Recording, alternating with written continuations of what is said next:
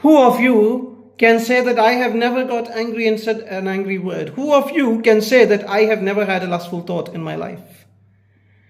How can you be the judge? That's why Jesus in Matthew 7 very clearly said in the Sermon on the Mount, judge not. You judge yourself, not others. You can be more and more perfect if you want to be. That is up to you. But if you are looking for a speck of sawdust in your brother's eyes, remember there is a big log in your own eye. So these little children, their only crime is that they looked at a nude woman. The woman came nude. She has no punishment. She didn't sin. She has the right to wear whatever she wants to wear. Somebody took the picture. Somebody took the video. They are also not wrong. Somebody circulated it. They made money out of it. They are also not wrong. It is all allowed. But this pastor's son or this man who confesses Jesus as Lord saw, and he is now guilty.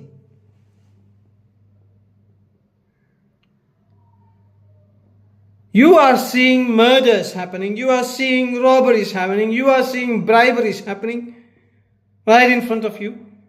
Does God condemn you and say that you are now a murderer? You are now a person who takes bribes? Then how can you say that this little boy or this little girl is an adulteress or an adulterer? There are many children in churches who are being falsely accused and put in a kind of box out of which they cannot come out. And eventually they lose faith. They think that God's grace is not sufficient for them. God is not working for them. They are not losing these thoughts from their heart. My dear friend, this is a good thought that God has given them. If you have hormones in your body, you will get all these thoughts. It's biology. If you do not masturbate, you will have wet dreams. It's all biology. These ideas are given by the genes so that the genes can, they can reproduce. So that people would have the desire to get married, to produce children. So that humanity can go forward. There is a positive thought behind this. And you are so judgmental, so holy, so set apart. And many of these holy of holies get caught in real adultery. I tell you, God is seeing your hypocrisy. That kid did not do real adultery. It cannot be counted as adultery. You are misusing the scripture of God. It is not adultery. Jesus was using a hyperbole to show people, to show his opponents, that if they exaggerate the law, the God side of the law, to condemn innocent people, God can exaggerate the other side of the law, the people side of the law, to condemn them too. The measure you use will be measured back to you, said Jesus. Therefore, let your measures be measured. If you know that you cannot keep the standard, how dare you accuse another person of a standard that you yourself fail to keep? I do not know why I am feeling like talking about this subject. It's not only to defend those innocent kids, it is also to help their parents and their teachers and their Sunday school teachers and the professors at universities and colleges. People don't want to talk about this because they feel that the law is already there. That Sermon on the Mount is already there. They don't have an excuse. But it has not been interpreted correctly. It has not been read correctly. They will say, oh Manoj, are you the first person to read this correctly? Perhaps I am. I do not know. I haven't seen this written by many people. But If you just go and examine Matthew 5 and Matthew 23, you will see that Jesus broke very thing that he said. Jesus got angry and he called all the lawyers and Pharisees there, you fools, in anger. Does that mean that Jesus would be roasted in hellfire by Jesus himself? No, right? So Jesus did not mean this particular set of hyperboles in Matthew chapter 5 to be kept literally. Jesus said these hyperboles to help people understand that they don't need to add or subtract anything from the law. The law is good. It is given for a good purpose. You just keep it. And you just judge others according to it accurately. Don't pass judgments that suit you and your interests. That is what Jesus was pointing to.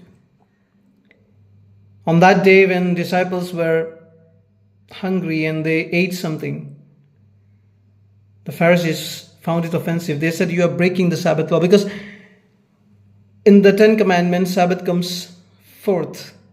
Do not desecrate the Sabbath, do not work on Sabbath, but the do not work is for rest. There is a purpose for it.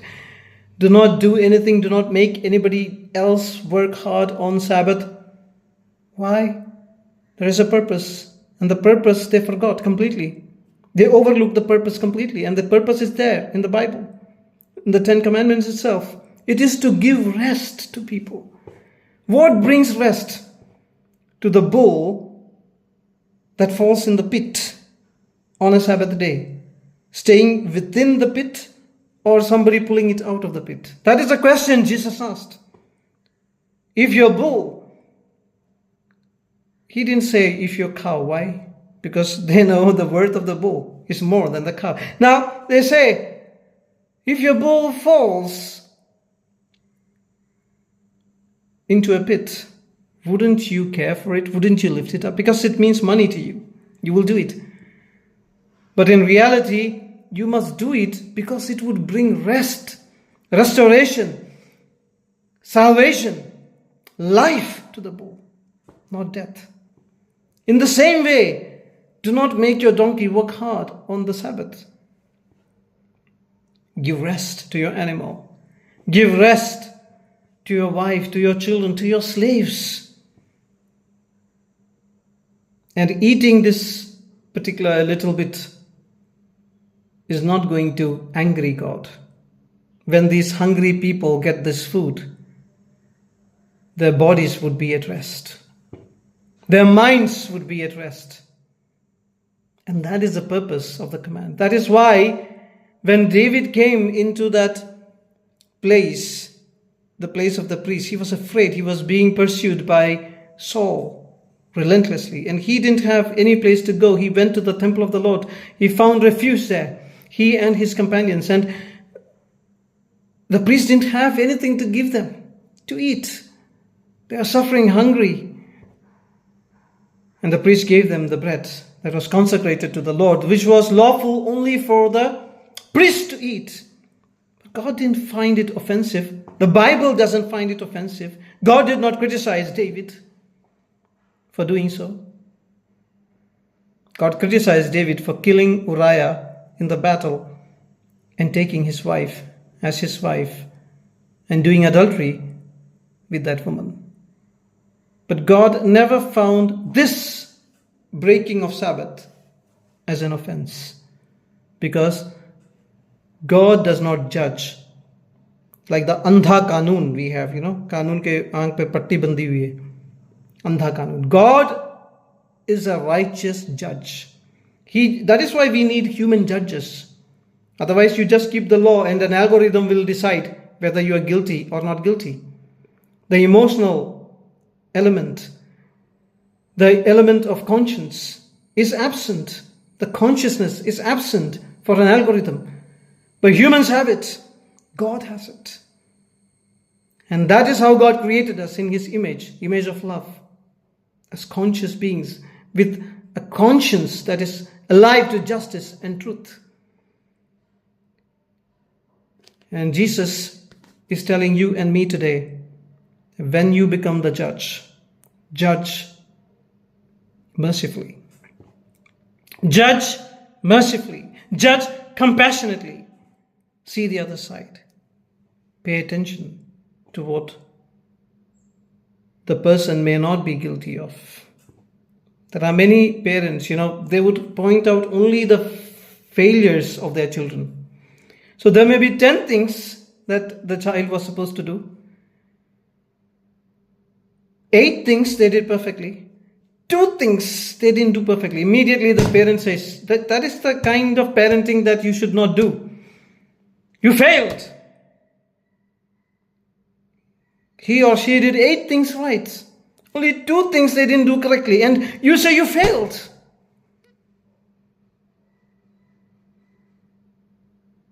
What would be the impact on that child? They would not want to do all things right all their life. They will say that if it is 4 or 5 things also, my father will say the same thing. If it is 8 things also, my father will say the same thing. So there is no problem. Well, why should I try and improve? Why should I do more things right?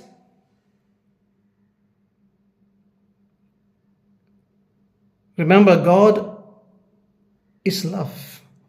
And in love, there is justice. And when He judges things, He sees everything, every aspect of it. There was one man, he had a lot of money to pay to his boss. He failed. And he came to his boss and said, I don't have the money to repay you. I will have to sell my wife, my daughter, my everything. During those times, that is how they recovered the money. And his boss was deeply moved by his circumstances and by his request. And he said, all right, you don't have to pay. You're all free. And once free, this man went out. And he saw somebody else who had to pay a small amount to him. Immediately, he became the judge, the righteous judge, and he caught him by his neck and said, where is my money? The man said, I will have to sell everything to give you this money. I don't have it. Please give me some more time. He didn't show him mercy. He said, now you'll rot in jail. He took that man to the magistrate. People saw it. And his boss, who was a much more wealthier person, he also saw it. And Jesus asked the people, what would that boss do? That's exactly what God will do to you if you judge people unfairly. If you have more power, if you have more authority, if you have more money, and then you look at people who are less powerful, have less money, and are poorer than you, and you use these kind of measures, God will see it. Be merciful if you want God to be merciful to you. Be merciful. I'm not talking about people who purposefully break the law. That's not the thing. I'm talking about people who are judged as breaking the law when they are actually not doing it. People who are judged unfairly. People, for instance, I'll tell you, there are farmers in our country who have a small debt, and the price they pay is their life. They die by suicide because of the constant pressure and torture from the banks. And there are big people who have lots and lots of debts. But because the government depends on their businesses, there are a lot of other people depending upon their businesses. Their bigger sins are overlooked, forgiven, written off, and they are left off. They don't pay with their life. They don't pay anything. They make more money despite their losses. Therefore, This message is for those people who judge others unfairly.